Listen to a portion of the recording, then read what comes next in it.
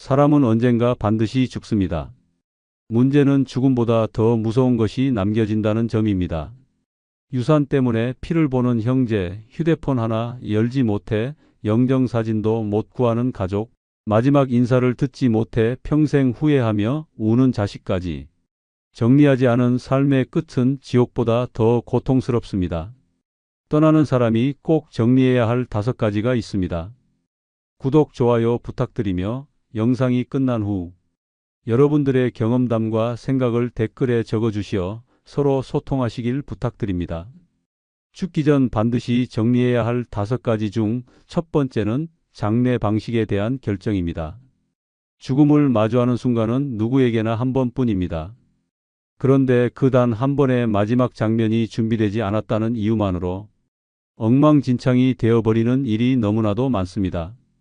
가족들이 혼란 속에서 눈물도 제대로 흘리지 못한 채 비용 견적서를 넘기며 장례식장 직원에게 이끌리듯 끌려다니는 현실은 상상 이상으로 잔인합니다. 화장할까요? 매장할까요? 라는 질문이 그토록 무겁고 피비린내 나게 들릴 줄은 누구도 살아있을 땐 몰랐을 것입니다. 장례 방식은 단순히 화장과 매장 중 하나를 고르는 문제가 아닙니다. 시신을 어떻게 처리할 것인지, 어떤 식으로 마지막 인사를 할 것인지, 누구를 초대하고 어떤 형식으로 진행할 것인지까지 모두 포함된 인생의 최종 연출입니다. 그런데 이 중요한 선택을 본인이 미리 정리해두지 않으면 남겨진 가족들은 엄청난 스트레스와 갈등, 심지어 재산 분쟁까지 겪게 됩니다. 우리 어머니는 절대 화장은 싫어하셨어. 라며 자식들끼리 싸우기도 하고 형제들 중 한 명이 독단적으로 장례를 치른 후 다른 형제들이 뒤늦게 찾아와 따지며 법적 다툼으로 번지는 사례도 있습니다. 장례 방식의 결정이 늦어지면 장례 준비 과정 전체가 지연되며 병원 안치실 사용료가 눈덩이처럼 불어납니다. 급히 결정된 화장 절차로 인해 고인의 마지막 얼굴도 보지 못하고 유골함만 덩그러니 남는 일도 허다합니다.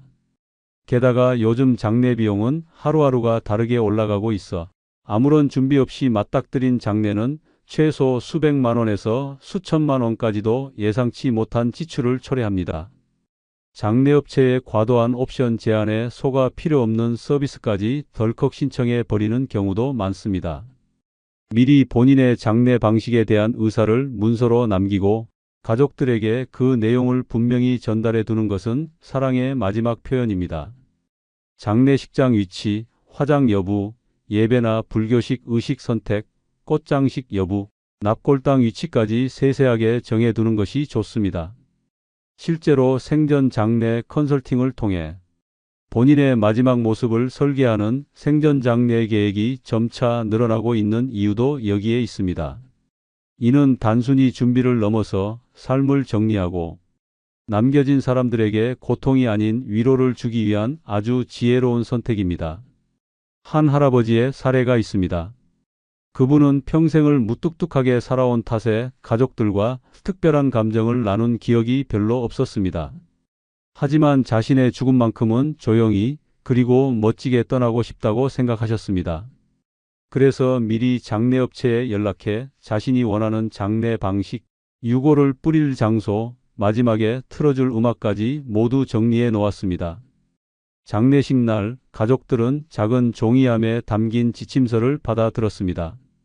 모두 웃으며 보내주세요. 나는 이 음악을 들으며 편히 떠나고 싶습니다. 그 순간 그동안 무심하던 아버지가 얼마나 많은 생각을 했는지 알게 된 가족들은 펑펑 울면서도 웃으며 장례를 치를 수 있었습니다. 유골은 그가 자주 산책하던 강가에 뿌려졌고 그의 마지막 음악은 봄 햇살 속에 잔잔히 울려 퍼졌습니다. 떠나는 방식 하나 바꿨을 뿐인데 아버지를 다시 사랑하게 되었어요. 라고 말한 아들의 눈빛은 그날의 모든 장면을 말없이 담고 있었습니다. 두 번째는 가족 간의 갈등 정리입니다. 죽음보다 무서운 것이 있습니다. 바로 남겨진 가족들이 서로를 원망하며 평생 등을 돌리는 일입니다. 한 사람의 죽음이 또 다른 감정의 살인을 부르기도 합니다. 엄마는 형한테만 잘했잖아. 아버지 병원비 다 내가 냈는데 왜 상속은 똑같이 해?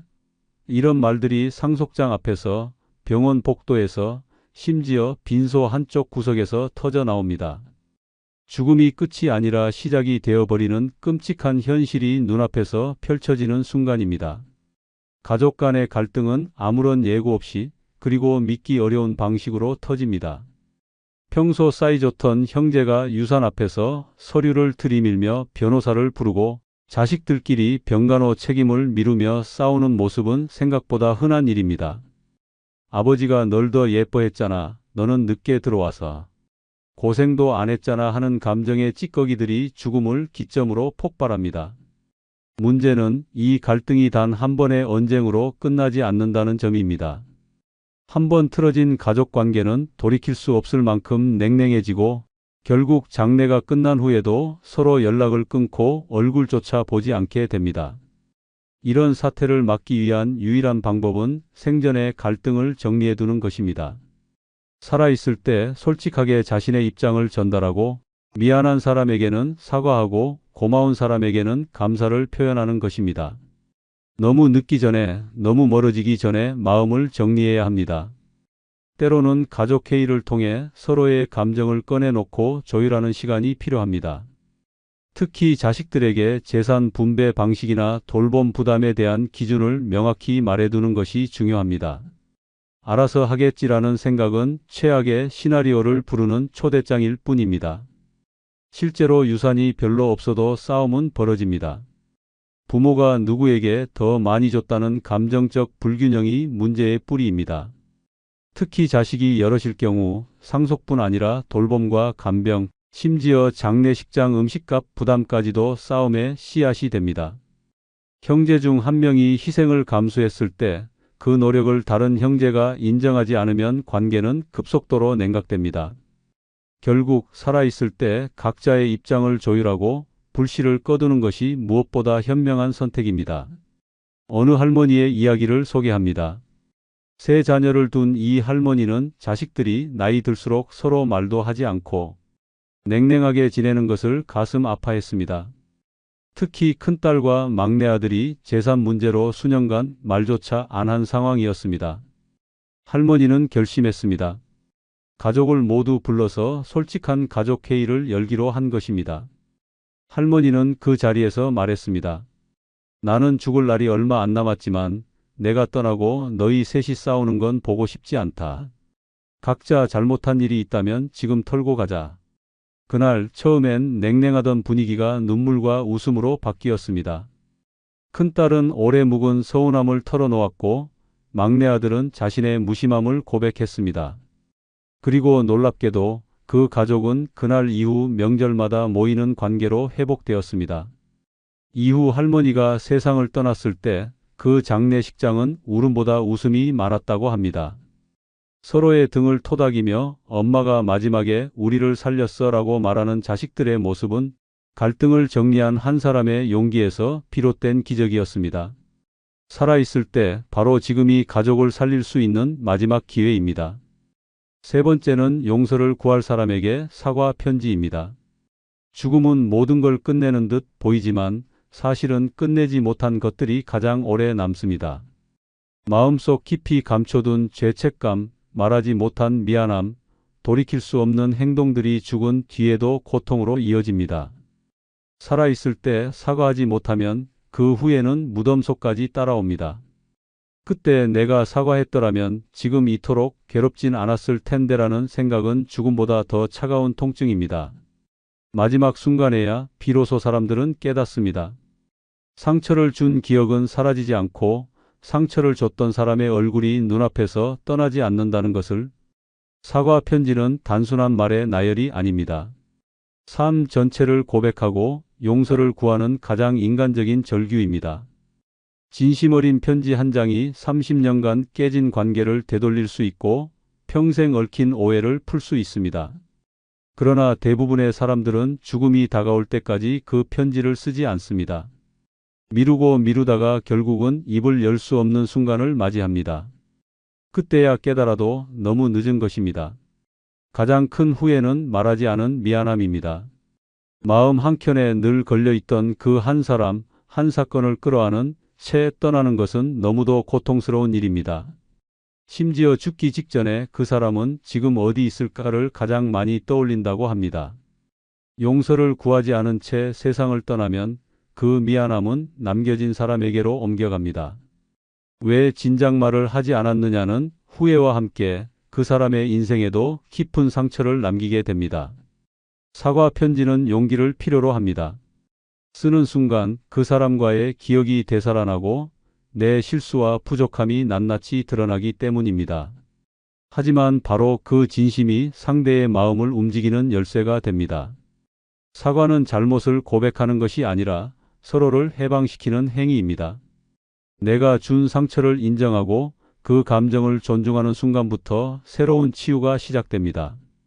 생전 마지막으로 해야 할 일이 있다면 그것은 용서를 구하는 일입니다. 편지는 종이 위의 말이 아니라 마음의 빚을 덜어내는 강력한 고백입니다. 어느 노인의 이야기입니다.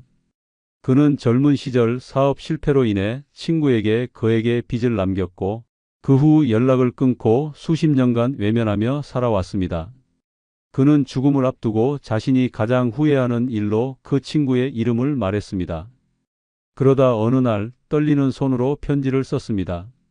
나는 당신에게 너무나도 큰 상처를 줬습니다. 말 한마디 없이 사라져서 당신을 얼마나 고통스럽게 했는지 이제야 알았습니다. 늦었지만 진심으로 용서를 구합니다. 부디 이 편지가 당신 인생의 고통이 아닌 위로가 되기를 바랍니다. 이 편지는 우연히 그 친구에게 전달되었습니다. 놀랍게도 친구는 여전히 같은 동네에 살고 있었고 편지를 읽고 나서 곧장 병원으로 찾아왔습니다. 나는 이미 오래전에 용서했어. 넌 항상 내 친구였어. 이 말에 노인은 눈물을 쏟으며 그토록 무겁게 안고 살던 짐을 내려놓을 수 있었습니다. 그 순간 병실은 마치 인생의 회복실처럼 따뜻한 기운으로 가득 찼습니다. 그리고 며칠 후 그는 편안한 얼굴로 세상을 떠났습니다. 용서받은 사람의 얼굴은 그렇게 평화롭고 아름답습니다. 네 번째는 디지털 자산의 비밀번호 정리입니다. 죽고 나면 모든 것이 끝난다고 생각하는 사람들은 디지털 세상을 너무 가볍게 보고 있는 것입니다. 스마트폰 한 대, 노트북 한 대, 이메일 계정 하나가 남겨진 가족들에게는 열리지 않는 지옥문이 될 수 있습니다. 고인의 휴대폰은 마치 보물 상자처럼 닫혀 있고 그 안에는 사진, 영상, 금융정보, 소셜미디어 계정, 심지어 가상화폐 지갑까지 잠겨 있습니다. 그 문을 여는 단 한 줄, 비밀번호 하나가 남아있지 않다면 모든 정보는 영원히 암흑 속에 묻히고 맙니다. 요즘은 대부분의 중요한 정보가 온라인에 저장되어 있습니다. 병원 진료 기록도, 은행 이체 내역도, 각종 서류도 클라우드 속에 있고 SNS와 메신저에는 고인의 생전 기록이 가득합니다. 하지만 정작 그 계정의 비밀번호를 아는 사람은 거의 없습니다. 본인만 알고 떠나버린 비밀번호는 남은 가족에게는 상실을 넘는 또 다른 절망을 안깁니다. 슬퍼할 시간조차 없이 계정을 열기 위해 온갖 시도를 하며 밤을 새우고 결국 이 계정은 복구가 불가능합니다. 라는 문구를 마주하는 순간 유산은 물론 기억조차 사라져버리는 참혹한 현실을 맞이합니다. 가상화폐 계정은 특히 위험합니다. 비밀번호 없이 복구가 사실상 불가능한 구조이기 때문에 수천만 원에서 수억 원에 이르는 자산이 단지 모른다는 이유만으로 영원히 사라지는 일이 빈번하게 발생합니다. 심지어 가족들은 그 존재조차 몰라 수십 년 동안 묻혀 있거나 결국 국가 기속으로 처리되는 경우도 있습니다. 디지털 금고가 있다는 사실조차 말하지 않고 떠나는 것은 사랑하는 이들에게 디지털 미로를 남기는 것과 다르지 않습니다. 비밀번호를 정리하는 가장 안전한 방법은 목록을 만들어 종이에 손글씨로 적어 보관하는 것입니다. 반드시 안전한 장소, 예를 들어 금고나 유언장과 함께 보관하는 것이 좋습니다. 클라우드나 USB에 암호화하여 저장하는 방법도 있지만 그 경우에도 접근 방법을 함께 남겨야 합니다. 무턱대고 저장만 해놓고 열쇠를 숨기면 아무 의미가 없습니다. 또한 계정별로 어떤 정보가 담겨 있는지 간단한 설명도 덧붙이면 훨씬 유용합니다. 남은 사람들에게는 그 한 줄 설명이 중요한 힌트가 됩니다. 한 할아버지의 이야기입니다. 그는 평소 스마트폰을 잘 다루는 노인으로 사진 찍는 것이 취미였습니다. 손자와 함께 여행한 사진, 아내와의 마지막 생일 사진, 병원 치료 과정까지 수천 장의 사진과 영상이 휴대폰에 저장돼 있었습니다. 하지만 어느 날 갑자기 쓰러져 병원에 입원했고 결국 의식을 회복하지 못한 채 세상을 떠났습니다. 가족들은 그의 스마트폰을 열려고 했지만 비밀번호는 아무도 몰랐습니다. 몇 번의 시도 끝에 휴대폰은 영구 잠금 상태가 되었고 그가 남긴 모든 추억은 그 속에 갇히고 말았습니다. 하지만 반전이 있었습니다. 장례 후 유품을 정리하던 중 책장 사이에 끼워진 작은 수첩을 발견하게 됩니다. 그 수첩에는 내 디지털 유산이라는 제목이 적혀 있었고 주요 계정의 아이디와 비밀번호, 그리고 어떤 사진이 어디에 있는지에 대한 메모까지 정성스럽게 적혀 있었습니다. 가족들은 마치 보물을 찾은 듯 수첩을 들고 환호했고 비밀번호를 입력하자마자 수천 장의 사진과 영상이 되살아났습니다. 특히 손자와 함께 찍은 영상 중 할아버지가 "이 사진들은 너를 위한 거야. 꼭 기억해줘라고 말하는 장면은 모두를 울게 만들었습니다. 그 수첩 하나 덕분에 가족들은 잃어버린 기억을 되찾을 수 있었고 디지털 유산이 얼마나 중요한지를 뼈저리게 느꼈다고 합니다.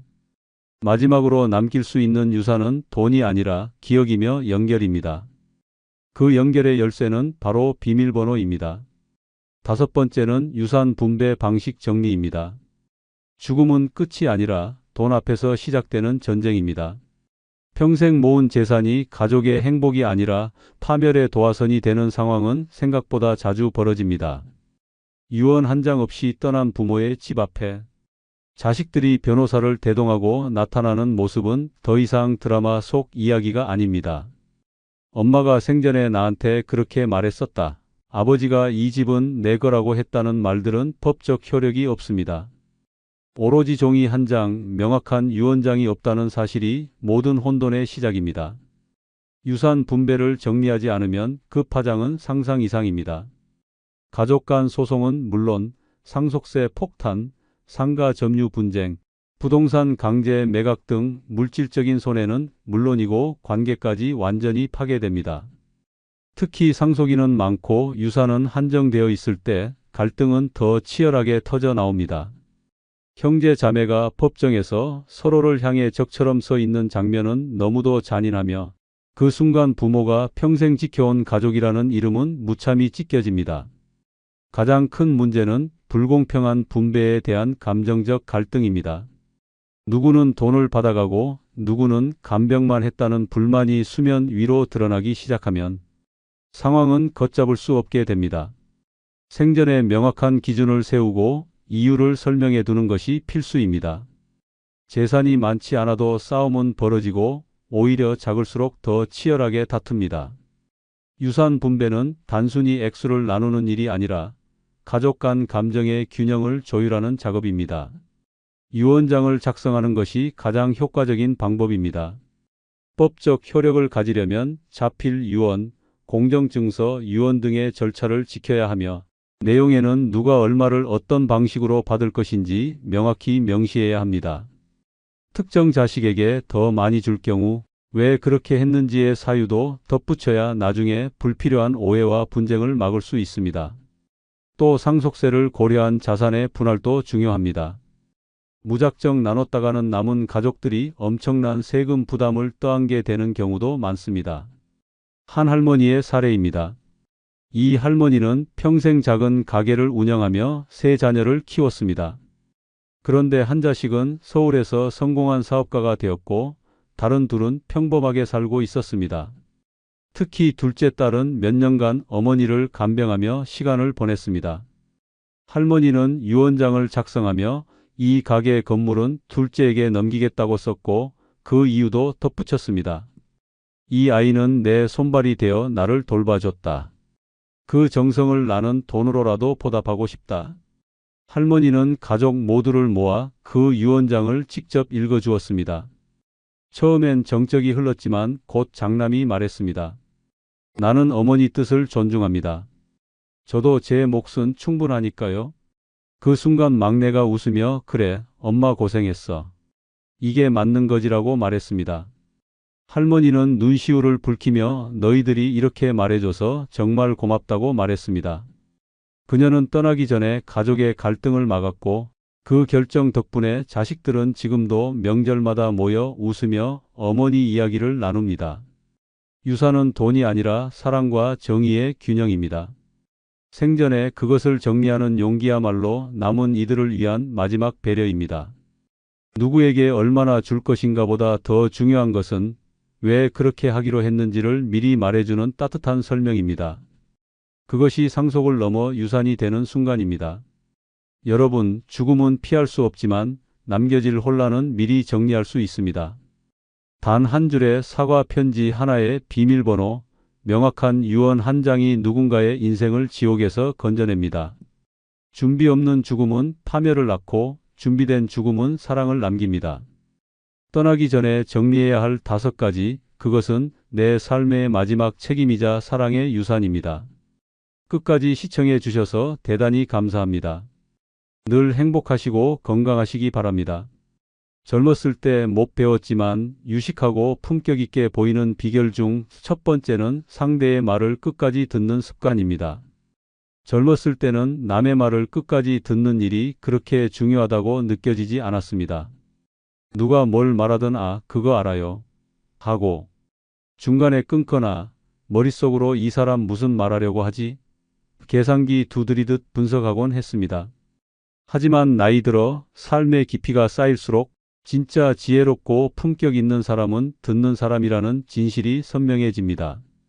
상대의 말을 끊지 않고 끝까지 듣는 것만으로도 그 사람은 유식하고 인격 있는 사람처럼 보이기 시작합니다. 말 잘하는 사람보다 말 잘 들어주는 사람이 오히려 더 품격 있어 보이는 이유입니다. 아무리 많이 알고 있어도 상대의 입을 막아가며 아는 걸 줄줄이 늘어놓는 순간 상대방은 이 사람 참 무식하게 유식하네라는 생각을 하게 됩니다. 듣는다는 것은 단순히 귀를 여는 것이 아니라 마음을 여는 행동이기 때문입니다. 이런 이야기가 있습니다. 한 모임에서 처음 온 어르신이 한마디도 하지 않고 조용히 다른 사람들 이야기를 들었습니다. 모두 그분을 정중하고 품격 있는 분이라 평했고 심지어 어떤 이는 저분은 무슨 철학자 같아 모든 걸 다 알고 있으니까 말이 없는 거야 라고까지 말했습니다. 알고 보니 그분은 단순히 치과 치료 후라 말을 못하고 있었던 것이었습니다. 하지만 듣는 태도 하나만으로도 사람들의 평가가 달라진 겁니다. 듣는다는 건 그만큼 강력한 인상을 줍니다. 더 충격적인 사실은 대화를 잘하는 사람들 사이에서는 듣기 기술이 말하기보다 훨씬 더 어려운 고급 스킬로 여겨진다는 점입니다. 특히 나이 들수록 자신의 경험이나 생각이 많아져서 듣기보다는 말하기에 치중하게 되는데 이것이 오히려 대화의 품격을 떨어뜨리는 함정이 됩니다. 반대로 상대의 말을 끝까지 듣는 어르신은 단번에 저분은 뭔가 다르다는 인상을 남깁니다. 가장 흔한 실수는 상대방이 말을 하는 중간에 나도 그런 적 있어 하고 이야기를 낚아채는 경우입니다. 이건 대화가 아니라 말싸움에 가깝습니다. 듣는 순간 나도 말해야 한다는 강박을 내려놓을 때 진짜 여유와 품격이 드러나기 시작합니다. 재미있는 건 상대의 이야기를 잘 들어줄수록 그 사람이 오히려 나를 더 지혜로운 사람이라 느낀다는 사실입니다. 말은 그 사람이 하고 있는데 지혜는 내가 얻는 셈입니다. 이 얼마나 속이 꽉 찬 기술입니까? 어느 날 경로당에서 있었던 일입니다. 새로 오신 김 할아버지가 다른 어르신들 얘기를 말 한마디 없이 계속 들었습니다. 어르신들은 감탄을 금치 못했습니다. 와, 저분은 진짜 세상 물정 다 아시나 봐. 한마디도 안 하시는데 기가 막히게 고개만 끄덕이셔. 그런데 30분 후 김 할아버지가 갑자기 입을 열며 말했습니다. 여기 화장실이 어딘가요? 모두가 박장대소하며 깨달았습니다. 그분은 대화에 집중한 게 아니라 화장실 참느라 조용했던 것이었습니다. 웃긴 상황이었지만 그날 김 할아버지는 경청의 고수라는 별명을 얻게 되었습니다. 듣기만 해도 유식해 보이는 시대, 듣는 것이 최고의 품격임을 다시금 느끼게 해주는 장면이었습니다. 두 번째 품격 있게 보이는 비결은 과거가 아닌 현재를 중심으로 말하는 습관입니다. 사람은 나이를 먹을수록 자연스럽게 과거 이야기를 꺼내게 됩니다. 그 시절의 추억은 분명 소중하고 때로는 교훈이 되기도 합니다. 그러나 문제는 그 과거 이야기가 지나치게 많아지고 대화의 중심이 옛날 이야기 반복으로 흐르기 시작할 때입니다. 충격적인 사실은 과거 중심의 대화를 반복하는 어르신일수록 젊은 세대뿐 아니라 또래 사이에서도 답답한 사람이라는 이미지를 얻게 된다는 점입니다. 과거의 영광에만 머무르면 현재의 삶은 그저 그림자처럼 흐려집니다. 내가 예전에 말이야라는 말이 입에 붙은 순간부터 그 사람은 현재보다 과거에 머무는 사람으로 보이게 됩니다. 사람들은 그런 대화에서 점점 흥미를 잃고 말은 귀로 듣는 것이 아니라 공기로 흘려보내기 시작합니다. 이는 단순히 대화의 흥미를 잃는 것이 아니라 지금이라는 삶에서 자신도 점점 멀어지게 되는 위험한 경고입니다.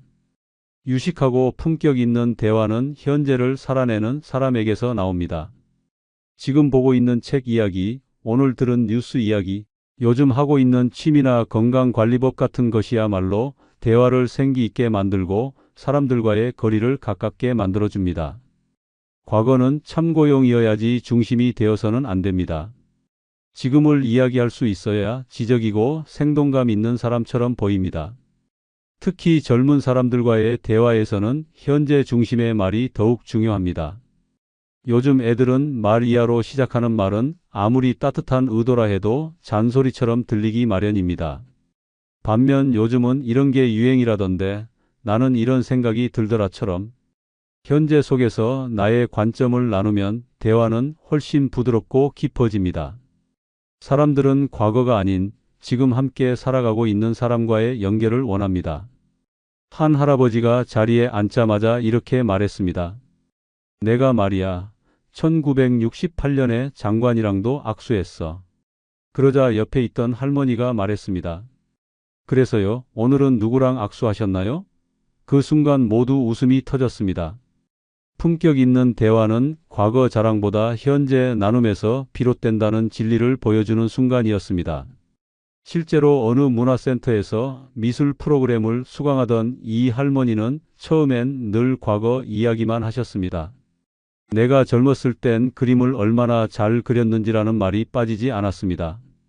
그런데 어느 날부터 그녀의 말이 달라졌습니다. 요즘 수채화 수업이 참 재미있어요. 오늘은 연꽃을 그렸는데 색이 마음처럼 안 나와서 속상했어요. 그 순간 다른 어르신들이 하나둘 반응을 보이며 대화가 활기를 띠기 시작했습니다. 그 할머니는 후에 말했습니다.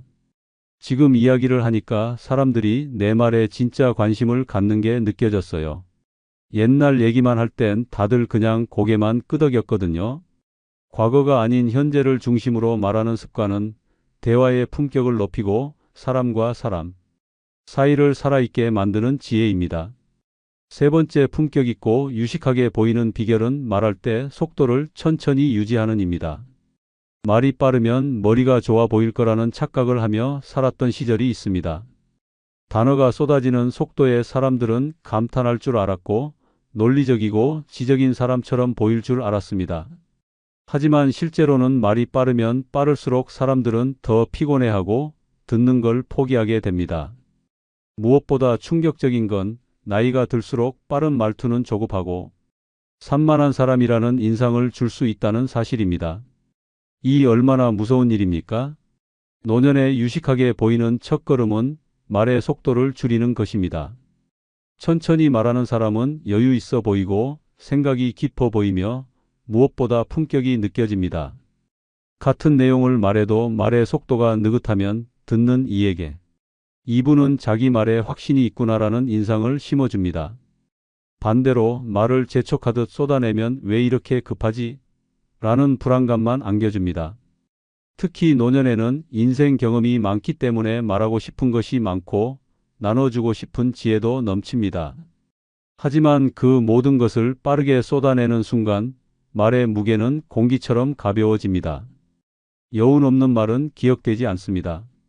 말을 천천히 하면 듣는 사람은 한마디 한마디를 곱씹게 되고 그 내용이 오래 남습니다.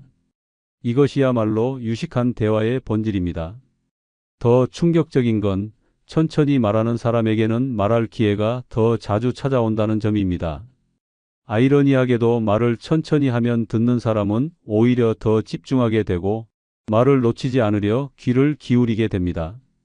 반대로 말이 빠르면 듣는 이는 그냥 이 사람 얘기는 대충 넘기자며 집중력을 잃게 됩니다. 이것은 단순한 말투의 차이가 아니라 인생을 대하는 태도의 차이입니다. 천천히 말하는 습관은 단순히 말의 속도를 늦추는 것이 아닙니다. 한 문장을 내뱉기 전에 생각하고 단어 하나에도 뜻을 담는 훈련입니다. 마음의 여유가 없으면 천천히 말할 수 없습니다. 말이 느려지면 마음이 고요해지고 마음이 고요해지면 얼굴에도 품격이 스며듭니다. 그래서 그런지 천천히 말하는 분들은 얼굴까지 지적으로 보입니다. 어느 날 동네 도서관에서 열린 인문학 강의가 있었습니다. 강사는 백발이 성성한 70대 어르신이었고 모두들 저 연세에 강의라니 과연 대단하시다며 관심을 가졌습니다. 그런데 강의가 시작되자 깜짝 놀랄 일이 벌어졌습니다. 그 어르신 한 문장 한 문장을 마치 시를 읊듯이 천천히 말하는 겁니다. 처음엔 사람들이 답답해했습니다. 아이고 언제 끝나나 하지만 강의가 끝날 무렵 강의실은 묘한 긴장감과 감동으로 가득 찼습니다. 어르신의 말 한마디 한마디가 머릿속에 깊이 새겨졌기 때문입니다. 끝나고 한 참석자는 이렇게 말했습니다. 강의가 아니라 명상 같았어요. 처음엔 느려서 졸릴 줄 알았는데 오히려 말씀이 뇌리에 남아요. 그리고 그날 도서관 직원은 강의 후기 책자에 이런 말을 적었습니다. 오늘 천천히 말하는 법을 배운 것 같아 유익했습니다. 그리고 제발 다음 강의도 천천히 해주셨으면 좋겠습니다. 제가 받아 적기 너무 편했거든요. 웃음과 감동이 동시에 있었던 그날의 강의는 천천한 말이 얼마나 큰 힘을 가지는지 깨닫게 해주는 진짜 사례였습니다. 네 번째, 품격 있고 유식하게 보이는 비결은 단어 선택에 품격을 더하는 방법입니다. 대화에서 어떤 단어를 쓰느냐에 따라 사람의 품격이 하루아침에 바닥으로 떨어지기도 하고 반대로 한껏 우아하게 치솟기도 합니다. 단어 하나가 그 사람의 교양과 내면을 보여주는 거울이라는 사실 알고 계셨습니까? 젊을 때는 무심코 던진 말이었지만 나이 들수록 그 한마디가 내 인생의 무게처럼 느껴집니다. 무심코 튀어나온 야, 그거 완전 짜증나라는 말이 그 일은 참 불편했겠네요로 바뀌는 순간 듣는 사람의 반응이 완전히 달라집니다. 전자는 짜증 많은 사람처럼 보이지만 후자는 공감 능력 있고 정서적으로 성숙한 사람처럼 보입니다. 말의 내용보다 더 중요한 건 어떻게 표현하느냐입니다. 충격적인 사실은 우리가 흔히 쓰는 말들 중 상당수가 우리의 이미지를 갉아먹고 있다는 점입니다. 그 사실을 모른 채 평생을 살아간다는 건 그야말로 품격을 스스로 내다버리는 일입니다. 품격 있는 단어를 선택하는 첫걸음은 말을 예쁘게 하기가 아닙니다. 오히려 더 정확하고 더 단정하게 표현하는 데서 시작됩니다. 그거 아무것도 아니야 라는 말 대신 그 일은 중요하지 않은 듯 합니다 라고 표현하는 순간 대화에 지적인 무게가 실립니다. 같은 내용인데 말이 달라지면 상대의 존중도 달라집니다. 그야말로 말 한마디에 천냥 빚을 갚는 것이 아니라 천년의 지혜를 담는 것입니다. 어떤 할아버지가 손자에게 이런 말을 했습니다. 요즘 너네는 맨날 그 뭐냐 행노잼? 개쩐다? 그런 말만 쓰더라. 우린 옛날에 참 고상하네. 실로 기막히도다 이랬단다. 손자는 말했습니다. 할아버지, 그런 말 지금 쓰면 친구들이 저한테 절교 선언할걸요? 그 말을 들은 할아버지는 혼잣말로 이렇게 중얼거렸습니다. 요즘 애들은 감탄도 핵폭탄급으로 하는구나. 웃음이 터졌지만 동시에 생각이 들었습니다. 어른이 되었다면 어른의 언어를 써야 한다는 겁니다. 어휘는 곧 정체성입니다. 실제로 어느 복지관에서 어르신 글쓰기 수업이 열렸습니다. 한 어르신은 자신이 쓴 글을 발표하며 이런 문장을 읽었습니다. 그때의 심정은 참담함 그 자체였습니다. 그러나 내면의 평정을 유지하려 애썼습니다. 발표가 끝나자 모두가 박수를 쳤습니다. 단어 하나하나가 정갈했고 감정을 절제한 표현 속에서 오히려 더 깊은 울림이 느껴졌기 때문입니다. 그날 한 어르신이 물었습니다. 이런 단어들 어디서 배우셨어요? 그 발표한 어르신은 웃으며 말했습니다. 신문 사설을 매일 읽다 보면 입에도 고급 단어가 붙더라고요. 그 대답에 모두가 고개를 끄덕였습니다. 누군가는 앞으론 신문부터 다시 읽어야겠어요.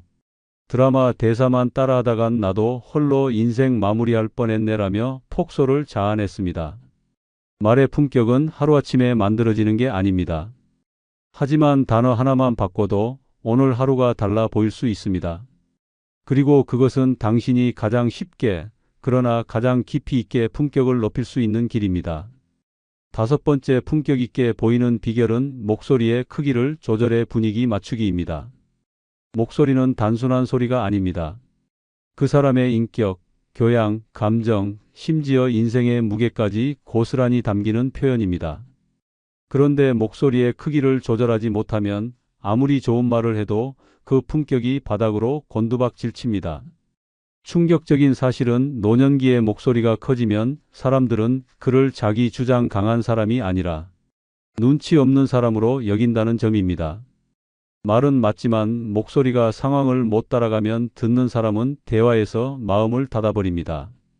특히 나이가 들수록 귀는 어두워지지만 목소리는 더 커지는 경향이 있습니다. 이는 청력의 자연스러운 변화이지만 그 변화를 의식하지 못하면 조용한 자리에서도 야, 그래서 내가 말이야 라는 고성 폭발이 일어나게 됩니다. 이것은 대화가 아니라 언어 폭력에 가깝습니다. 특히 식당, 대중교통, 병원, 경로당 같은 공공장소에서 목소리 조절 없이 떠드는 모습은 보는 이들마저 얼굴이 붉어질 정도로 당혹스럽게 만듭니다. 목소리의 크기를 조절한다는 건 단순히 소리를 줄이고 키우는 문제가 아닙니다. 상황과 상대에 따라 적절한 톤을 유지한다는 뜻입니다. 장례식장에서도 똑같은 톤, 회의 중에도 똑같은 톤, 커피숍에서도 고래고래 외치듯 말하는 모습은 무감각한 사람으로 보일 뿐입니다. 한마디로 분위기 파악을 못하는 사람이라는 충격적인 평가를 받을 수 있습니다. 아무리 똑똑한 말을 해도 목소리가 크면 그것은 잔소리로 들릴 수 있습니다. 실제로 사람들은 목소리의 크기를 통해 그 사람의 감정 상태를 판단합니다. 조용히 말하는 사람은 신중해 보이고 배려심 있어 보입니다. 반대로 큰 소리로 말하는 사람은 흥분했거나 공격적이라는 인상을 줍니다. 말의 내용보다 목소리의 크기가 먼저 분위기를 좌우하는 셈입니다. 조용한 어조로 그건 제 생각과 조금 다르네요 라고 말하는 것과 큰 소리로 그건 아니잖아 라고 외치는 것, 그 차이는 말의 품격을 가르는 결정적인 요소입니다.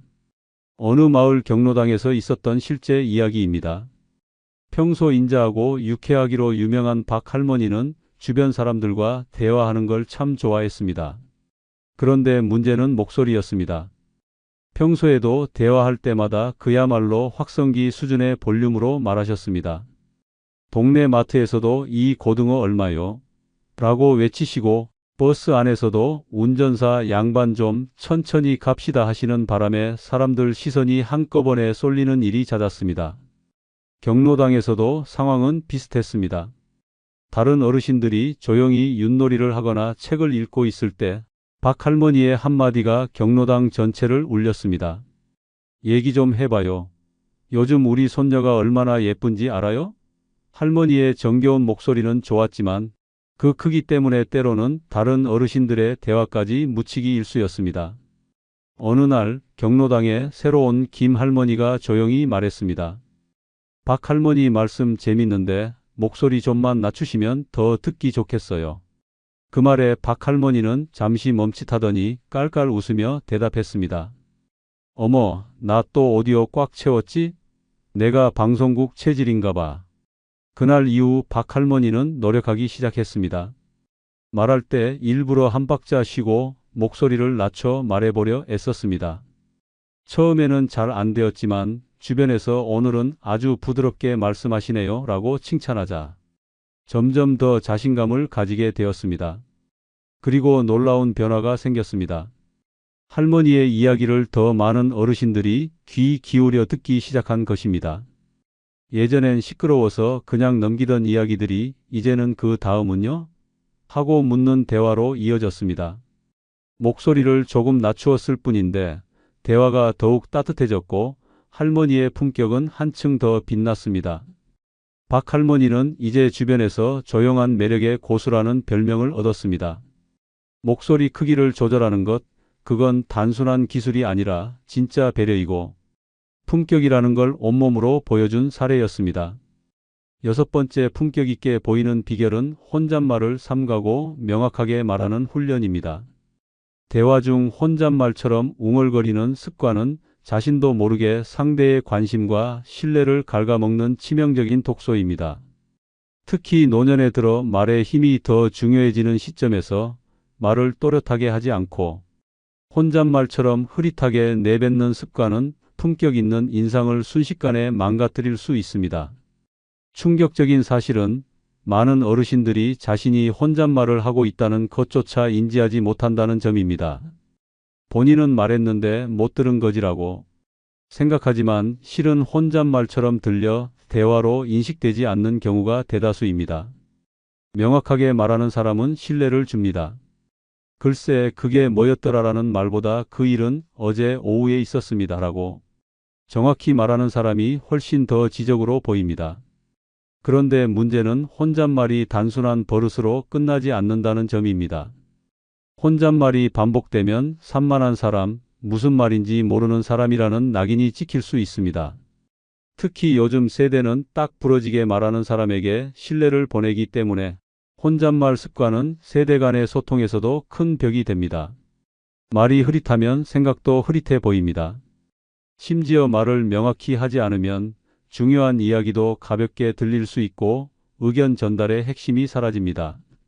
반대로 말의 내용을 또렷하게 정리해서 전달하는 사람은 그 자체로 유식한 사람이라는 인상을 줍니다. 이는 많은 지식을 말해서가 아니라 말의 구조가 정리되어 있기 때문입니다. 요약하자면 잘 듣게 만드는 말이 아니라 잘 들리는 말을 해야 합니다. 어느 할아버지가 버스에서 이렇게 중얼거렸습니다. 오늘도 날이 참 어제는 그랬고 그게 뭐였더라. 옆에 앉은 아주머니가 웃으며 말했습니다. 어르신 혹시 저랑 얘기 중이세요? 아니면 라디오랑 대화 중이세요? 할아버지는 민망해 웃었지만 그날 이후 혼잣말을 줄이려 애썼다고 합니다. 말을 명확히 해야 상대도 반응할 수 있고 대화가 이어진다는 아주 실용적인 교훈이었습니다. 명확하게 말한다는 것은 크게 두 가지 훈련이 필요합니다. 첫째는 말하기 전에 잠깐 생각을 정리하는 습관입니다. 문장 하나라도 마음속으로 다듬고 꺼내면 중간에 버벅이거나 혼잣말처럼 흐려질 일이 줄어듭니다. 둘째는 말의 끝을 흐리지 않는 연습입니다. 아니 그냥 그렇다고 같은 말은 듣는 이로 하여금 뭘 말하고 싶은 건지 모르겠다는 피로감을 안겨줍니다. 말을 마무리할 땐 마침표를 찍듯 딱 끊어서 전해야 상대도 대화를 이해하고 반응할 수 있습니다. 어느 복지관에서 실제 있었던 일입니다. 발표 시간에 조용하고 수줍음 많은 김 할머니가 발표를 하게 되었습니다. 평소에는 늘 그냥요 제가 잘 몰라서 하며 말끝을 흐리던 분이었습니다. 그런데 그날은 분위기가 달랐습니다. 할머니는 또렷한 목소리로 저는 이 주제에 대해 이렇게 생각합니다. 이유는 세 가지입니다. 라고 시작했습니다. 순간 모두의 눈이 할머니에게 쏠렸고 발표가 끝나자 박수가 쏟아졌습니다. 그날 이후로 김 할머니는 동아리 내에서 발표 여왕이라는 별명을 얻었습니다. 함께 활동하던 다른 어르신이 물었습니다. 아니, 갑자기 왜 그렇게 말을 또렷하게 하신 거예요? 할머니는 웃으며 말했습니다. 손주가요. 할머니는 마치 TV 소리 끈 채 입만 움직이는 사람 같다고 해서 충격받고 연습했어요. 모두가 박장대소했지만 그 진심 어린 연습의 결과는 분명했습니다. 할머니는 이제 모든 모임에서 발표를 맡는 유식한 어르신으로 자리 잡았습니다. 말이 또렷해지니 사람들의 반응도 달라지고 스스로의 자존감도 높아졌다는 점에서 진짜 품격이란 말하기 훈련에서 비롯된다는 사실을 다시금 느낄 수 있었습니다. 영상이 끝나면 댓글에 여러분들의 생각과 의견을 적어주시면 감사하겠습니다. 그럼 내일 새로운 영상으로 또 뵙겠습니다. 외롭다는 이유로 재혼을 선택하면 돌이킬 수 없는 후회를 남길 수 있습니다. 혼자 사는 것이 고독할 것 같지만 재혼이 반드시 행복을 보장하는 것은 아닙니다. 기대와 다른 현실을 마주하면 오히려 혼자 살 때보다 더 큰 외로움과 후회 속에 갇히게 됩니다. 오늘 영상은 혼자 죽어도 절대 재혼하면 안 되는 5가지 이유를 설명드리겠습니다. 먼저 좋아요, 구독해 주시면 더 좋은 영상으로 보답하겠습니다. 혼자 죽어도 절대 재혼하면 안 되는 5가지 이유 중 첫 번째는 재혼 상대가 속물일 수 있기 때문입니다. 재혼을 결심했다면 반드시 한 번 더 생각해 봐야 합니다. 새로운 사랑을 꿈꾸며 시작한 재혼이 인생 최대의 실수가 될 수도 있습니다. 특히 재혼 상대가 속물이라면 평생 후회할 일이 벌어질 가능성이 큽니다. 사랑인 줄 알았던 관계가 사실은 재산을 노린 함정일 수도 있습니다. 노후를 함께할 반려자가 아니라 지갑을 탐하는 사기꾼일 가능성을 절대 배제해서는 안 됩니다. 겉으로는 다정하고 따뜻한 척하지만 속으로는 오직 돈만 계산하는 사람이 있습니다. 처음에는 친절하고 다정하게 다가와 외로움을 달래줍니다. 하지만 시간이 지나면 점점 재산 이야기를 꺼내기 시작합니다. 건강을 걱정하는 척하면서 보험 가입을 권유하거나 미래를 대비하자며 재산을 공동 명의로 바꾸자고 설득합니다. 이런 요구가 한두 번이 아니라면 반드시 의심해야 합니다. 처음에는 작은 돈을 빌려달라고 할 수도 있습니다. 급하게 돈이 필요하다며 도움을 요청합니다. 몇 번 주고 나면 점점 요구하는 금액이 커집니다. 상대방이 경제적으로 어렵다는 이유로 돈을 빌려달라고 하는 순간 관계의 균형은 깨집니다. 한 번 빌려주면 계속해서 돈을 뜯어내려 합니다. 거절하면 서운해하고 화를 냅니다. 결국 사랑이라는 이름으로 지갑을 털리는 신세가 됩니다. 재혼 상대가 본인의 경제적 상황을 지나치게 궁금해한다면 경계해야 합니다. 통장 잔액, 연금 수령액, 부동산 소유 여부를 집요하게 묻는다면 그 속마음은 뻔합니다. 진정한 사랑이 있다면 돈이 아니라 사람 자체를 존중해야 합니다. 하지만 속물들은 돈이 없다면 관계도 의미 없다는 식으로 행동합니다. 돈이 줄어들면 태도가 바뀌고 필요가 없어지면 언제든 떠날 준비가 되어 있습니다. 가장 무서운 것은 법적으로 모든 것을 빼앗길 수도 있다는 점입니다. 재혼 후 재산이 공동 소유가 되면 이혼 시 절반을 빼앗길 수도 있습니다. 자녀들에게 남겨주려고 했던 유산이 전부 재혼 상대에게 넘어갈 가능성도 있습니다. 심지어 재혼 후 상대가 먼저 세상을 떠나면 그 가족들에게까지 재산이 흘러갈 수도 있습니다. 결국 오랫동안 모아온 노후 자산이 한순간에 사라질 위험이 있습니다. 속물들은 감정을 이용하는데 능숙합니다. 처음에는 사랑을 속삭이며 행복한 미래를 약속합니다. 하지만 결국 목적은 본인의 이익입니다. 사랑한다는 말 뒤에는 계산이 숨어 있고 다정한 행동 뒤에는 의도가 있습니다. 그들에게 결혼은 사랑이 아니라 거래일 뿐입니다. 상대를 믿고 전 재산을 내어주었다가 길거리로 내몰리는 사례도 적지 않습니다. 재혼을 고려하고 있다면 반드시 상대방의 진심을 확인해야 합니다. 돈이 아닌 사람을 사랑하는지 이해와 존중이 있는 관계인지 따져보아야 합니다. 조금이라도 의심이 든다면 결혼을 미뤄야 합니다. 잘못된 선택 한 번이 남은 인생을 지옥으로 만들 수 있습니다. 70대 남성이 외로움을 이기지 못하고 재혼을 결심했습니다. 상대는 60대 후반의 여성으로 다정하고 이해심 많아 보였습니다. 처음에는 작은 선물을 주고받으며 행복한 시간을 보냈습니다. 하지만 결혼 후 모든 것이 변했습니다. 아내는 건강을 걱정한다며 보험 가입을 강요했습니다. 공동명의로 집을 바꾸자며 끈질기게 설득했습니다. 얼마 지나지 않아 생활비가 부족하다며 돈을 요구했습니다. 처음에는 몇십만 원이었지만 점점 금액이 커졌습니다. 남성이 거절하자 태도가 돌변했습니다.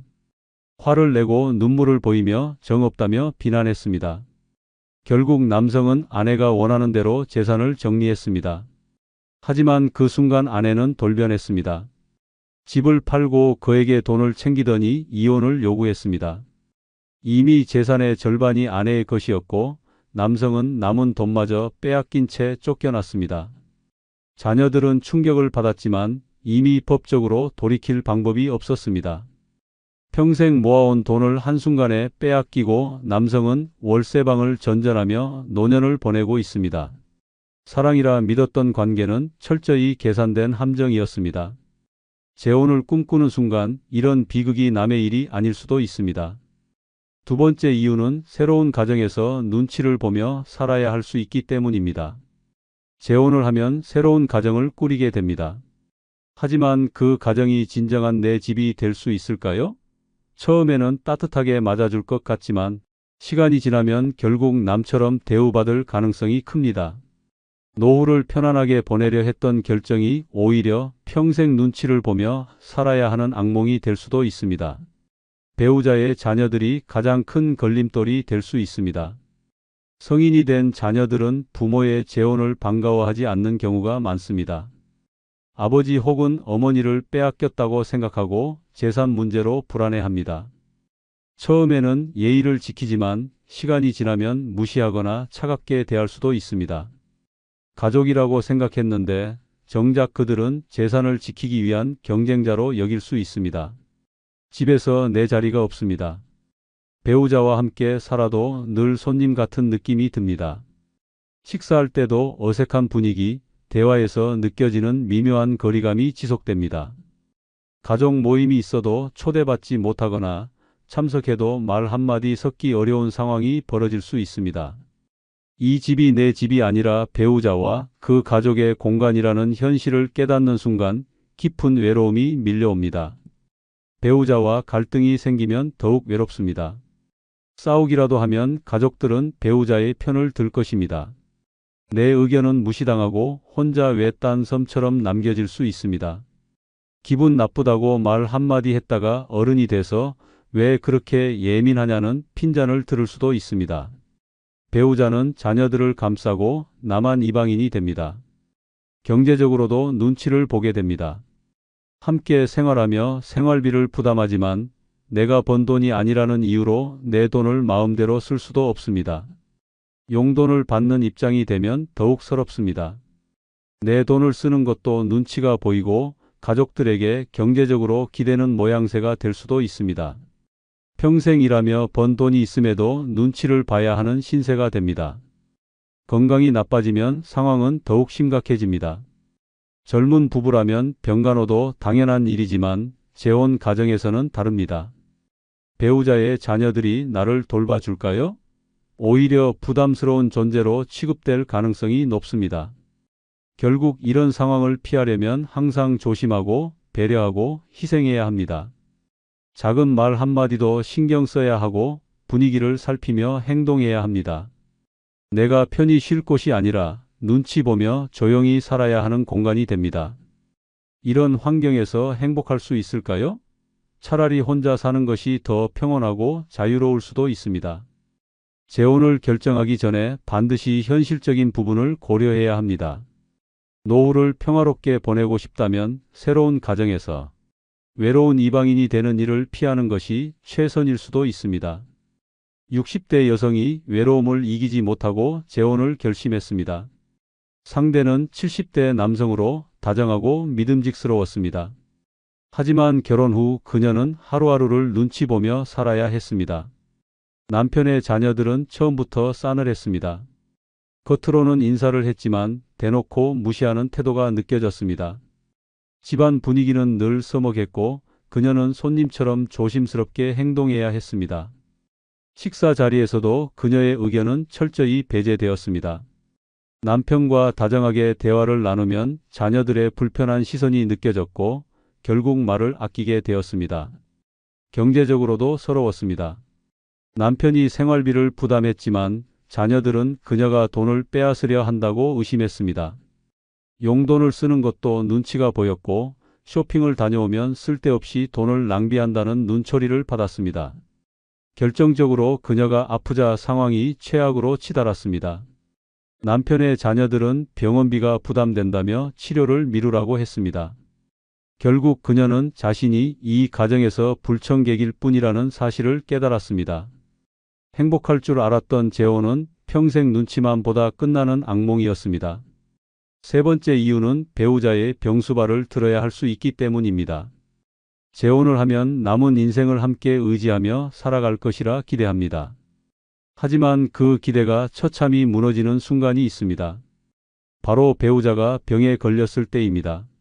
사랑이라 생각했던 관계가 어느새 간병인과 환자의 관계로 변하는 것입니다. 노후에 황혼을 편히 보내려 했던 선택이 결국 남의 병수발로 마감될 수도 있습니다. 처음에는 단순한 감기일 수도 있습니다. 하지만 나이가 들수록 병은 예상치 못한 순간에 찾아옵니다.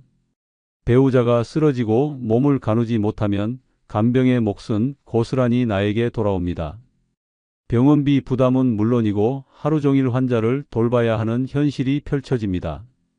밥을 떠먹이고 화장실을 데려가고 약을 챙기는 일상이 반복됩니다. 하루 이틀은 참을 수 있지만 몇 년이 지속되면 지칠 수밖에 없습니다. 가장 끔찍한 상황은 치매입니다. 배우자가 나를 알아보지 못하는 날이 올 수도 있습니다. 밤새도록 헛소리를 하며 깨어있고 아무 데서나 소리를 지릅니다. 심지어 폭력적으로 변할 수도 있습니다. 한때 다정했던 사람이 이제는 내가 누구인지도 모르고 돌봐야 할 존재로 변하는 것입니다. 요양병원에 보내려고 해도 비용이 만만치 않습니다. 결국 스스로 감당할 수밖에 없는 상황이 됩니다. 배우자의 가족들이 돕느냐 하면 절대 그렇지 않습니다. 처음에는 걱정하는 척하지만 시간이 지나면 슬그머니 발을 뺍니다. 어차피 배우자가 있으니 돌봐주겠지라며 책임을 떠넘깁니다. 자녀들도 마찬가지입니다. 친부모도 간병을 꺼리는 세상입니다. 하물며 재혼한 배우자를 위해 헌신할 사람은 없습니다. 결국 모든 부담이 나에게만 쏟아집니다. 간병 생활이 길어질수록 내 삶은 사라집니다.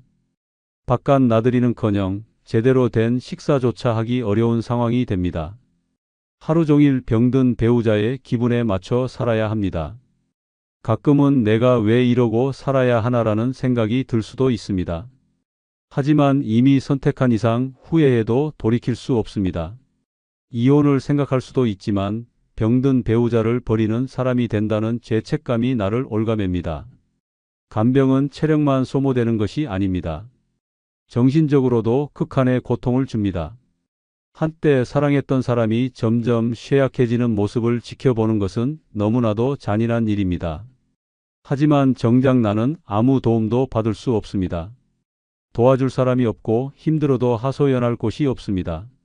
재혼이 사랑이 아니라 지옥이 되는 순간입니다. 혼자가 외롭다고 재혼을 선택했다가 결국 배우자의 병수발로 남은 인생을 바칠 수도 있습니다.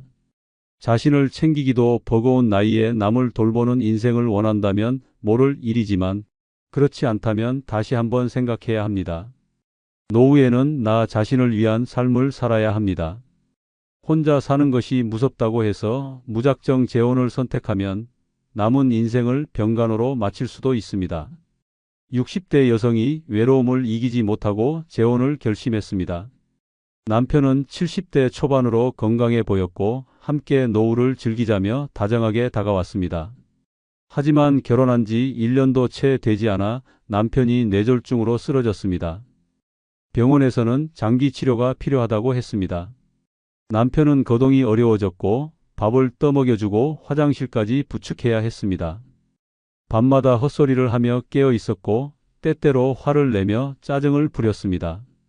남편의 자녀들은 처음에는 걱정하는 척했지만 시간이 지나자 연락조차 끊겼습니다. 간병에 지쳐갈수록 자신의 인생은 사라졌습니다. 하루 종일 남편을 돌보다 보니 외출은커녕 제대로 된 식사도 하기 어려웠습니다. 몸도 마음도 무너져 가는데 누구 하나 도와주는 사람도 없었습니다. 이혼을 생각했지만 병든 남편을 버리는 사람이라는 죄책감이 발목을 잡았습니다. 네 번째 이유는 재혼이 행복을 보장하지 않기 때문입니다. 재혼을 하면 외로움이 사라지고 행복해질 거라 기대합니다. 하지만 현실은 다릅니다. 결혼이 행복을 보장하지 않듯 재혼도 마찬가지입니다. 오히려 기대와 다른 현실에 부딪혀 후회만 남을 수도 있습니다. 혼자가 외롭다고 무작정 재혼을 선택했다가 더 깊은 외로움과 고통 속에 빠질 수 있습니다. 처음에는 설렘이 있습니다. 상대방이 다정하게 대해주고 함께하는 시간에 웃음이 넘칠 수도 있습니다. 하지만 시간이 지나면 본성이 드러납니다. 성격 차이, 생활 습관, 경제적 문제, 가족 간의 갈등이 하나둘씩 터져 나옵니다. 결혼 전에는 모든 것이 완벽해 보였지만 결혼 후에는 사소한 문제도 견디기 어려울 정도로 커집니다. 결국 서로에게 지치고 처음의 기대감은 실망으로 변합니다. 노년의 재혼은 젊은 시절의 결혼과 다릅니다. 이미 각자의 생활 방식이 굳어져 있고 작은 차이도 쉽게 극복되지 않습니다. 새벽에 TV를 켜는 습관, 식사 취향, 정리정돈 방식 같은 사소한 것들이 싸움의 원인이 됩니다. 혼자 살 때는 아무렇지도 않던 일들이 함께 살면 스트레스가 됩니다. 결국 편하려고 한 재혼이 오히려 불편함만 가득한 관계가 될 수도 있습니다. 경제적 문제도 심각합니다. 연금, 재산, 생활비 문제로 갈등이 생깁니다. 돈이 많으면 많아서 문제, 부족하면 부족해서 문제입니다. 상대방이 경제적으로 의존하려 들거나 본인의 재산을 탐할 수도 있습니다. 자녀들이 유산 문제로 반대하거나 배우자의 가족이 재산을 노리고 접근하는 경우도 많습니다. 처음에는 사랑이라고 생각했지만 결국 돈을 보고 한 결혼이었다는 사실을 깨닫는 순간 후회가 밀려옵니다. 감정적으로도 재혼이 행복을 보장하지 않습니다. 배우자에게 의지하려 했지만 오히려 외로움이 더 깊어질 수도 있습니다. 서로의 감정선이 맞지 않거나 대화가 통하지 않으면 함께 있어도 외로운 관계가 됩니다. 과거의 배우자와 비교하게 되고 상대도 마찬가지일 것입니다. 새로운 결혼 생활에 적응하려 노력하지만 결국 마음 한구석에 채워지지 않는 허전함만 남게 됩니다. 재혼 후 후회하는 사람들은 많습니다.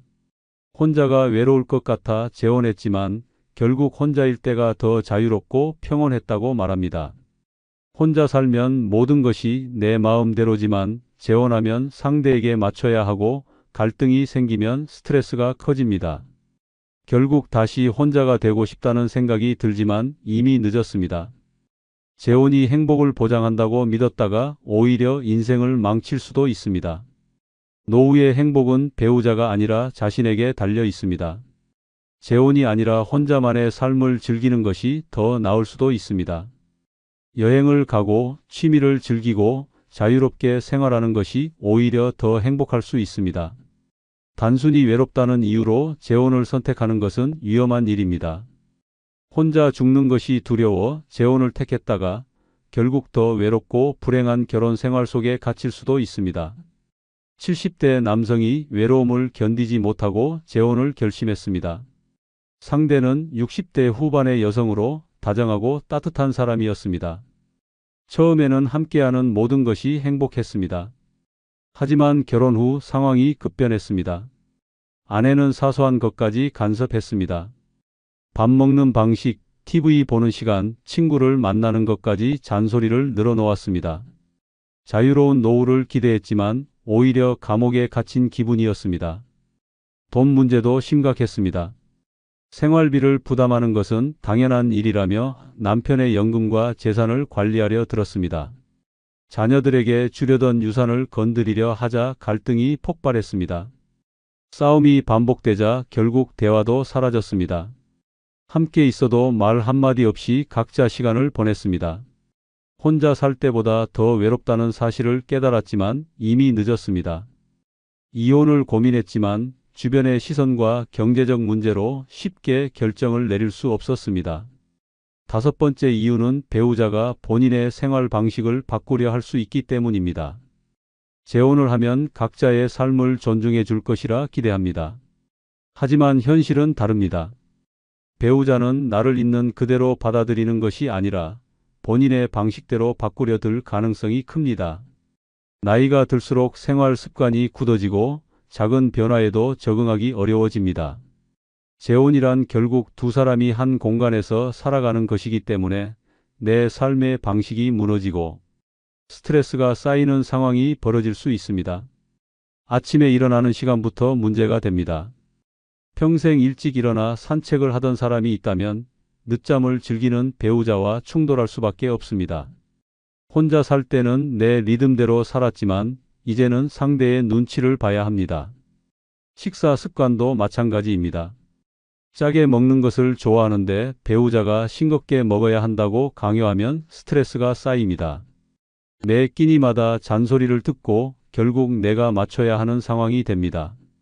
취미 생활도 제한됩니다. 혼자 살 때는 원하는 시간에 TV를 보고 싶은 프로그램을 선택할 수 있었습니다. 하지만 배우자가 드라마만 고집하면 내가 좋아하는 스포츠 중계를 보기가 어려워집니다. 음악을 듣는 취향이 다르면 사소한 다툼이 반복됩니다. 집에서 조용히 책을 읽고 싶은데 배우자는 친구들을 불러 시끌벅적하게 시간을 보내려 하면 피곤함만 늘어갑니다. 친구 관계도 영향을 받습니다. 오랫동안 알고 지낸 친구들과 만나 수다를 떨고 싶지만 배우자가 탐탁지 않게 생각할 수 있습니다. 그 나이에 친구를 만나서 뭐 하냐며 간섭하고 외출할 때마다 눈치를 줍니다. 결국 인간관계가 단절되고 배우자에게만 매여 있는 답답한 생활이 됩니다. 가장 심각한 문제는 경제적인 부분입니다. 내 돈을 내가 어떻게 쓰는지 간섭받기 시작합니다. 오랫동안 계획해온 여행을 가고 싶어도 배우자가 돈을 아껴야 한다며 반대하면 포기해야 합니다. 생활비를 아껴 쓰던 사람이 재혼 후 배우자의 씀씀이에 끌려가면 경제적으로 불안해질 수 있습니다. 반대로 내가 아끼는 스타일인데 배우자가 사치스럽다면 매번 돈 문제로 다툴 가능성이 큽니다. 집안 분위기도 달라집니다. 혼자 살 때는 집안을 내 스타일대로 꾸미고 내 방식대로 정리하며 편안함을 느꼈습니다. 하지만 배우자가 가구 배치를 바꾸거나 인테리어를 자신의 취향대로 바꾸려 하면 불편함이 커집니다. 이게 더 좋아 보이지 않냐며 강요받는 순간부터 내 집이 더 이상 내 집이 아니라는 느낌이 들게 됩니다. 결국 재혼 후에는 온전히 나답게 살기가 어렵습니다. 작은 부분까지 간섭받고 나도 모르게 배우자의 생활 방식에 맞춰 살아야 하는 상황이 됩니다.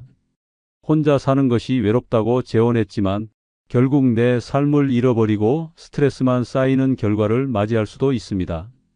내 인생을 온전히 지키고 싶다면 재혼을 신중하게 고민해야 합니다.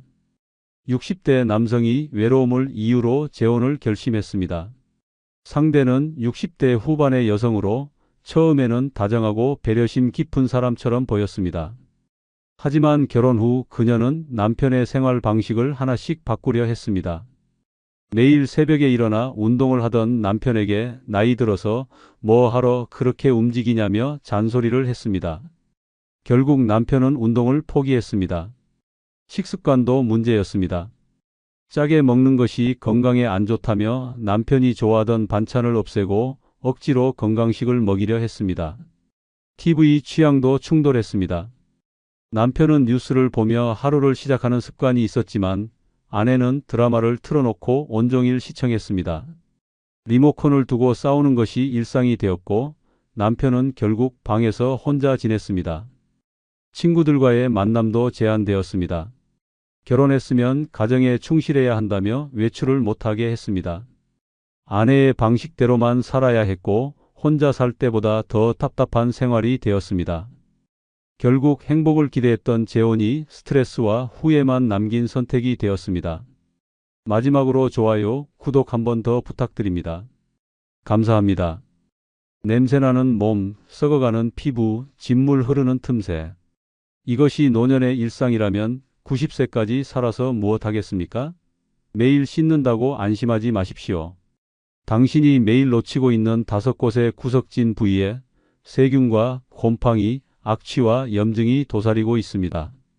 그 작은 틈에서 죽음을 부르는 병이 시작됩니다. 이번 영상은 90세까지 무병장수를 꿈꾼다면 노년에 매일 깨끗이 씻어야 하는 5개 신체 부위를 설명드리겠습니다. 구독, 좋아요는 무료이며 다음 영상을 가장 빠르게 보실 수 있습니다. 90세까지 무병장수를 꿈꾼다면 노년에 반드시 매일 구석구석 깨끗이 씻어야 할 첫 번째 부위는 바로 생식기 부위입니다. 민망하고 말하기 껄끄러울 수 있지만 그 불편함 속에 병의 씨앗이 자라고 있다는 사실을 외면해서는 안 됩니다. 생식기 부위는 몸에서 가장 습하고 민감한 곳으로 노년기에 접어들면 피부 탄력 저하, 면역력 감소, 위생관리 소홀히 겹치며 세균이 번식하기에 최적의 조건이 됩니다. 특히 나이가 들수록 소변을 자주 보게 되는데 노화로 인해 소변이 완전히 닦이지 않거나 팬티에 스며들며 생식기 주변이 항상 축축한 상태로 유지되는 경우가 많습니다. 이런 상태가 지속되면 악취, 피부 짓무름, 가려움, 진균 감염, 요로 감염, 심한 경우 성기 궤양으로 이어질 수 있습니다. 그뿐만 아니라 속옷에 남아있는 분비물과 땀이 엉켜 세균이 폭발적으로 증식하게 되며 그 결과 생식기 부위에서 시작된 염증이 요도, 방광, 심지어 신장까지 올라가면서 전신 감염으로 이어지는 위험이 도사리고 있습니다. 더욱 충격적인 사실은 많은 노인들이 이 부위를 손대면 안 되는 곳, 민망한 곳이라 여기며 평생 손으로 제대로 씻어본 적이 없다는 점입니다. 물로 휘 헹구는 정도로는 아무 효과가 없습니다. 생식기 주름과 피부 접힘 사이에는 수많은 균들이 숨어 있으며 특히 여성의 경우 질 주변부에 곰팡이균과 박테리아가 번식해 심각한 질염을 유발할 수 있습니다. 남성 역시 포피 아래를 제대로 씻지 않으면 악취와 함께 포피염, 귀두염, 심한 경우 괴사성 감염까지 유발하는 끔찍한 상황을 초래합니다. 비누도 아무 비누나 써서는 안 됩니다. 알칼리성이 강한 비누는 점막을 자극해 심각한 건조증, 따가움, 피부 벗겨짐 등을 유발할 수 있으며 오히려 세균의 침투를 더 쉽게 만들게 됩니다. 반드시 약산성, 무향, 자극이 없는 전용 클렌저를 사용하여 손으로 부드럽게 닦아내야 하며 샤워 후에는 수건으로 완전히 말리는 습관이 필수입니다. 남성은 포피 안쪽까지, 여성은 외음부 주름 사이까지 꼼꼼히 관리하지 않으면 작은 불청결이 거대한 질병으로 돌변하는 현실을 절대 간과해서는 안 됩니다. 충격적인 실제 사례가 있습니다. 충남 천안에 사는 81세 박모 할머니는 평소에도 건강에 관심이 많고 음식이며 운동까지 부지런히 챙기던 분이었습니다. 그런데 몇 달 전부터 생식기 부위가 간질간질하더니 심한 악취와 함께 분비물이 늘어나고 앉을 때마다 따끔거리는 고통이 시작됐습니다.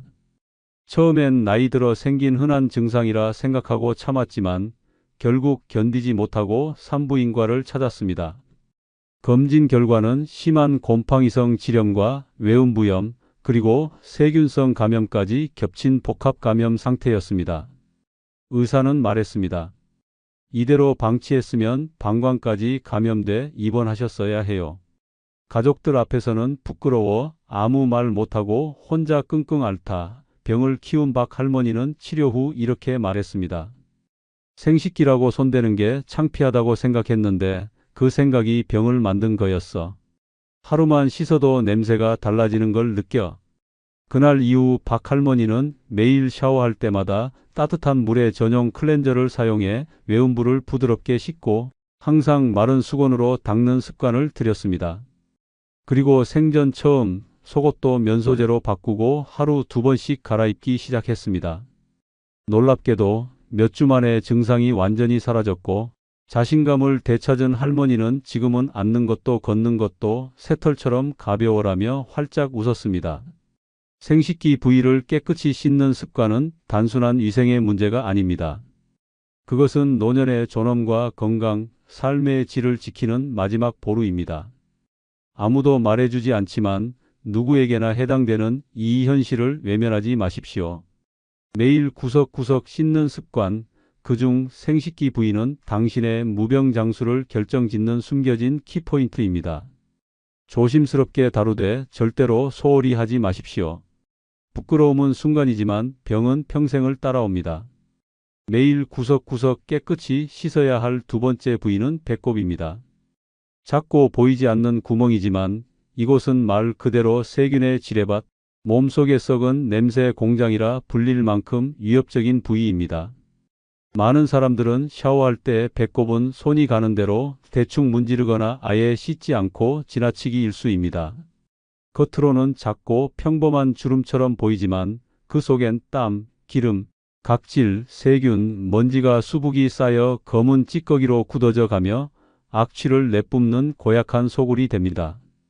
배꼽 속은 피부 표면보다 온도가 높고 습한 환경이기 때문에 세균 번식이 활발합니다.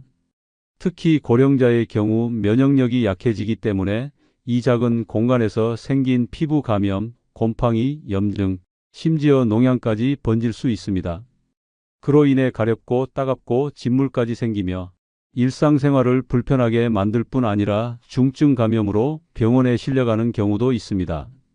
평생을 청결하게 살았다고 자부하는 사람도 배꼽만큼은 관리의 사각지대에 방치하면서 병의 씨앗을 키우고 있는 것입니다. 문제는 대부분의 사람들이 배꼽을 건드리면 안 되는 곳, 씻지 않아도 괜찮은 곳이라고 오해하고 있다는 점입니다. 일부는 어릴 때 배꼽하면 배 아프다는 말을 듣고 평생 배꼽을 손대지 않은 채 살아오기도 합니다. 그러나 그 잘못된 습관이 노년기에 들어서면서 질병이라는 공포로 되돌아오는 참혹한 결과를 낳습니다. 배꼽은 하루만 제대로 씻지 않아도 냄새가 나기 시작하고 일주일을 방치하면 썩은 피 냄새와 같은 악취가 올라오며 결국 염증과 세균 감염의 출발점이 됩니다.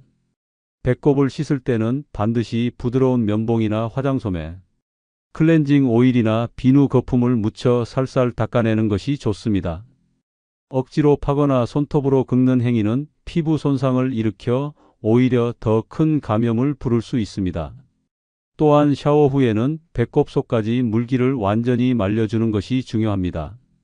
습기가 남아있으면 곰팡이가 번식하기 쉬운 환경이 되며 심한 경우 배꼽이 붓고 터지며 농이 흐르는 끔찍한 상황으로 이어질 수 있습니다. 이러한 관리 부족이 어떤 결과로 이어지는지 잘 보여주는 실제 사례가 있습니다. 85세 조명자 할머니는 평생을 깔끔하게 살았고 주변에서도 손끝이 야무진 할머니로 소문이 나 있었습니다. 그런데 어느 날부터인가 배가 자꾸 간질간질 가렵기 시작했습니다. 처음에는 그냥 피부 건조증이라 생각하고 로션을 발랐지만 시간이 지나면서 배꼽 부위에서 노란 진물과 고약한 냄새가 흘러나오기 시작했습니다. 결국 병원을 찾았고 의사는 놀라운 말을 꺼냈습니다. 할머니, 배꼽에 곰팡이와 세균이 번식해서 피부가 괴사하고 있어요. 조 할머니는 평생 샤워를 빠짐없이 했지만 배꼽은 무언가 찝찝하고 무서워 손도 대지 않았다고 합니다. 그 결과 배꼽 안에 쌓인 오염물질과 각질이 덩어리가 되어 염증과 진균 감염의 온상이 되었고 치료를 위해 항생제 연고를 한 달 넘게 사용해야 했으며 한동안 옷을 배 위까지 못 올릴 정도로 통증을 겪었습니다.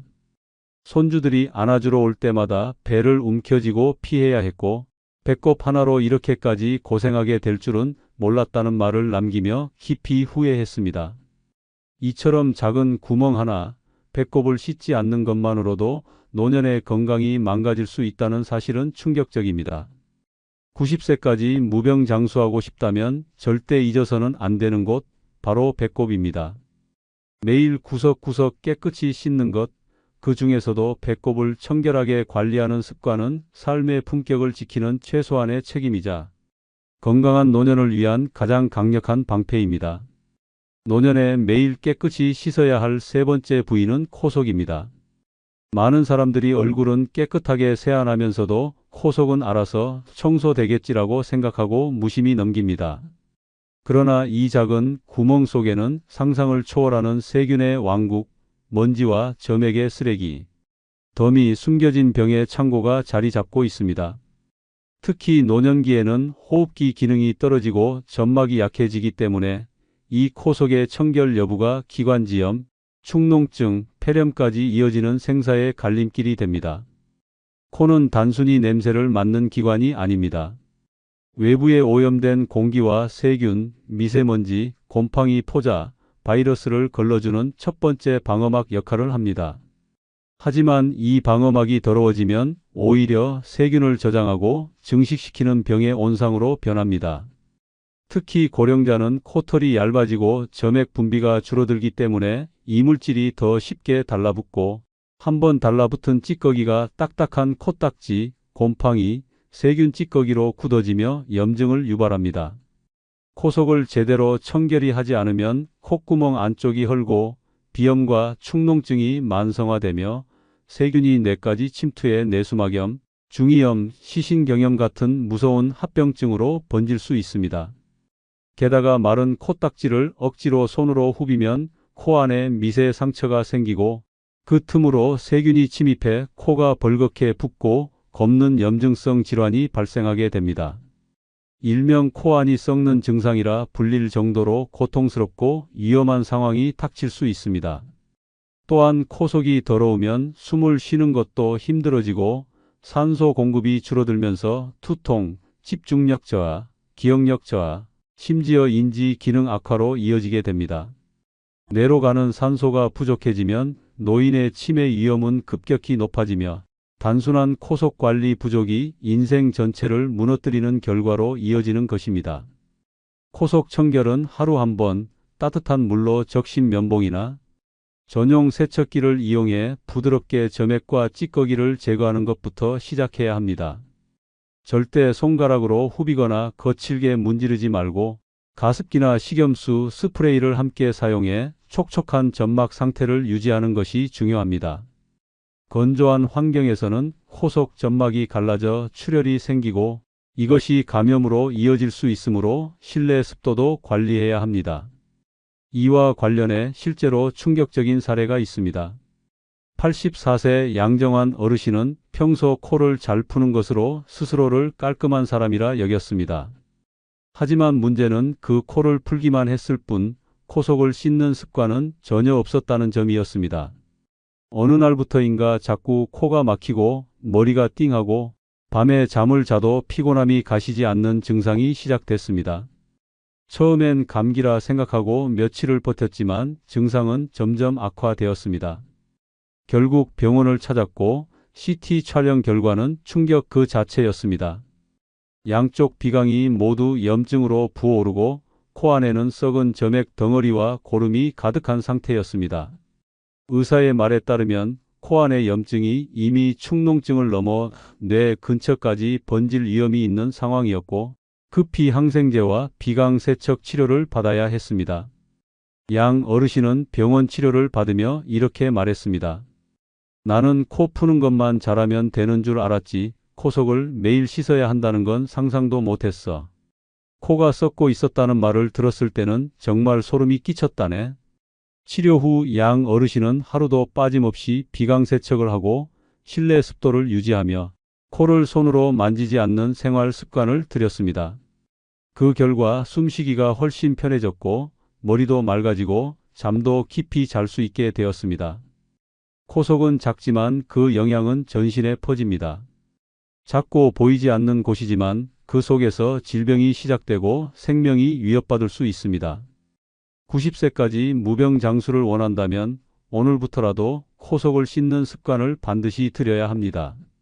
그것이야말로 당신의 숨을 지키고 기억을 지키고 삶을 지키는 가장 확실한 방법입니다. 이 작은 관리가 당신의 큰 건강을 바꿔놓습니다. 노년에 매일 깨끗이 씻어야 할 네 번째 부위는 바로 항문 주위입니다. 입 밖으로 말하기 민망하다고 눈에 띄지 않는다고 조용히 넘어가서는 안 되는 가장 위험한 곳입니다. 항문은 단순히 대변이 나오는 구멍이 아닙니다. 노년기에 면역력이 떨어진 몸에서 이곳은 세균의 무방비, 통로, 감염의 온상, 악취와 염증의 핵심 출발지로 변합니다. 항문 주위는 피부가 얇고 주름이 많아 대변이 조금만 묻어도 잘 닦이지 않으며 자칫하면 자녀 찌꺼기와 땀, 분비물이 피부에 달라붙어 세균, 곰팡이, 진균이 폭발적으로 증식하는 공간이 됩니다. 특히 노인의 경우 대변 후 뒤처리를 제대로 못하거나 오랫동안 같은 속옷을 입고 있으면 항문 주위가 쉽게 짓무르고 가려움증, 따가움, 진물, 냄새, 출혈까지 이어지는 고통을 경험하게 됩니다. 무엇보다 무서운 것은 항문 주위에 생긴 이 작은 염증이 곧 치루, 항문 농양, 피부 괴사, 직장암 초기 증상으로 발전할 수 있다는 점입니다. 단순히 조금 간지럽다고 생각하고 넘긴 노인이 병원을 찾았을 땐 이미 살점이 괴사해 절개 수술을 받아야 하는 끔찍한 상황으로 이어지는 경우도 있습니다. 항문은 온도와 습도가 높고 통풍이 잘 되지 않기 때문에 하루만 씻지 않아도 악취가 퍼지고 피부가 무너지기 시작하는 공포의 부위입니다. 특히 요즘처럼 노인들이 기저귀를 사용하는 경우 속옷이 젖은 채로 오래 있으면 그 안에서 세균 번식과 감염이 빠르게 진행되며 욕창과 피부 괴사가 발생합니다. 항문 주변을 깨끗이 하지 않는 것 하나만으로도 결국 앉지도 서지도 못하는 고통, 수술대에 오르게 되는 현실, 가족도 피하는 냄새의 지옥으로 떨어질 수 있습니다. 항문 주위는 부드럽게 그러나 꼼꼼하게 씻어야 합니다. 절대 세게 문지르거나 때타월을 사용하는 것은 금물입니다. 미온수의 약산성 비누를 사용해 손가락 끝으로 부드럽게 닦고 주름 사이사이까지 잔여물이 남지 않도록 정성껏 씻은 후 완전히 말리는 것이 중요합니다. 샤워 후엔 항문 주위의 습기를 제거하기 위해 드라이기로 말리는 것도 효과적이며 면소재 속옷으로 자주 갈아입는 것이 위생 유지의 핵심입니다.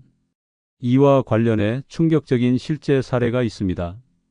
86세 김용기 어르신은 평소 건강관리에 자신이 있던 분이었습니다. 식사도 조심하고 운동도 하고 입원 한 번 안 했던 분이었습니다. 그런데 몇 달 전부터 항문 주위가 따끔거리고 뭔가 껄끄럽고 축축한 느낌이 계속되어 병원을 찾았습니다. 의사는 진료 후 이렇게 말했습니다. 어르신 항문 주변이 짓무르고 염증이 심해서 곧 터질 수 있습니다. 수술이 필요할 수도 있어요. 김 어르신은 샤워를 매일 했지만 항문은 늘 손이 닿지 않아 대충 물로 헹구는 수준이었고 대변 후에도 휴지만 사용해 왔습니다. 그러던 중 항문 주위에 세균이 번식해 피부가 녹고 진물이 흐르는 상태까지 진행되었고 결국 병원에서 드레싱 치료를 받으며 한 달 가까이 고통 속에서 지내야 했습니다. 항문 주위에 살이 붓고 진물로 앉을 수도 제대로 누울 수도 없어 하루하루가 지옥 같았다고 해상했습니다. 치료 후 김 어르신은 매일 항문 주위를 따뜻한 물로 꼼꼼히 씻고 비데를 사용하며 속옷을 하루 2번씩 갈아입는 습관을 들였습니다. 그 이후 염증은 완전히 사라졌고 다시 활발한 일상으로 돌아올 수 있었습니다. 항문 하나 안 씻었다고 인생이 무너질 뻔했지라는 말은 결코 농담이 아닙니다. 항문 주위는 자칫 소홀히 했다간 건강뿐 아니라 존엄까지 잃게 되는 가장 위태로운 곳입니다. 90세까지 당당하고 무병하게 살아가고 싶다면 이 부위를 깨끗이 씻는 습관은 절대 선택이 아닌 생존의 필수 조건입니다. 부끄럽다는 이유로 피하는 순간 병은 침투합니다.